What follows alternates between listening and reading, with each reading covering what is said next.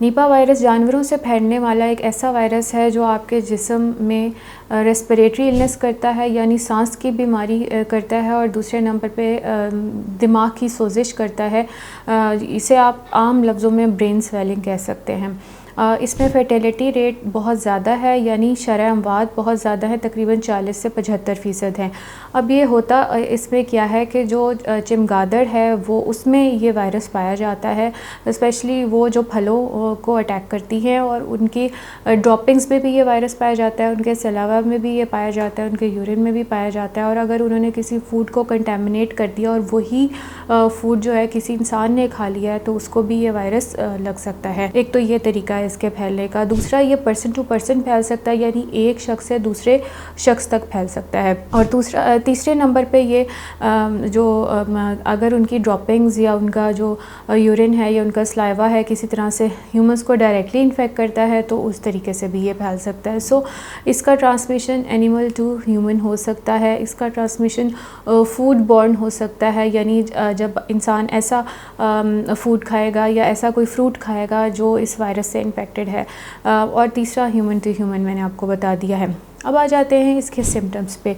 Initially इसके symptoms में बुखार पाया जाता है, सर में दर्द पाया जाता है, मसल पेन होगा, जिस्म में पट्ठों में दर्द होगा, वॉमिटिंग होगी यानी मतली होगी, गला ख़राब हो सकता है और कफ़। ये बिल्कुल इसके शुरू के साइन एंड सिम्टम्स हैं जो बहुत ही आम और बेज़रर से हैं, जिसमें इंसान इसको ये मिसलीड कर सकते हैं किसी भी इंसान को कि शायद उसका गला ख़राब है या उसको कोई चेस्ट इन्फेक्शन है। अब दूसरे नंबर पे जब इसके सिम्टम्स थोड़े से सवेयर होते हैं तो उसमें डिजीनेस हो सकती है या ड्राउजीनेस हो सकती है, गरूदगी हो सकती है, जो उसका कॉन्शियसनेस है वो अल्टर हो सकती है। और इसके अलावा जो मुतासरा शख्स है वो कन्फ्यूजन का शिकार हो सकता है, उसको सीजर्स हो सकते हैं या वो कोमा में जा सकता है।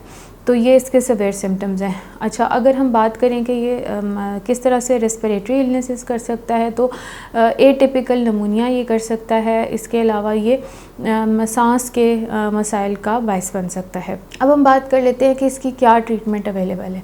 अभी तक इसकी कोई स्पेसिफ़िक एंटीवायरल ट्रीटमेंट मार्केट में अवेलेबल नहीं है, ना ही इसकी कोई वैक्सीन एग्जिस्ट करती है इसकी, लेकिन जो केयर है वो सपोर्टिव होती है, यानी जो भी मसला है उसके मुताबिक उसको दवाई दी जाती है। फॉर एग्ज़ाम्पल, अगर उसको बुखार है तो उसको बुखार कम करने की दवा दी जाती है, अगर उसके पट्ठों में दर्द है तो उसको दर्द की दवा दी जाती है, अगर उसको खांसी है तो उसको खांसी की दवा दी जाती है।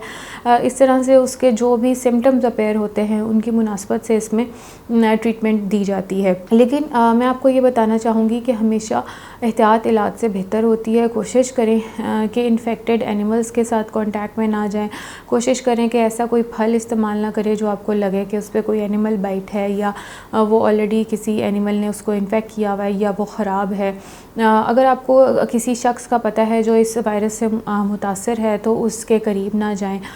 ये 2-3 एहतियातें हैं जो करने की बहुत ज़रूरत होती है। और चूँकि ये आजकल बहुत ज़्यादा फैला हुआ है तो एहतियात इलाज से बेहतर है। कोशिश करें कि ज़्यादा से ज़्यादा एहतियात करें। और इसका ये पहली दफ़ा जो ओरिजिनेट हुआ था ये 1998 में मलेशिया में ओरिजिनेट हुआ था और फ्रूट बैट्स के थ्रू ही ये फैला था।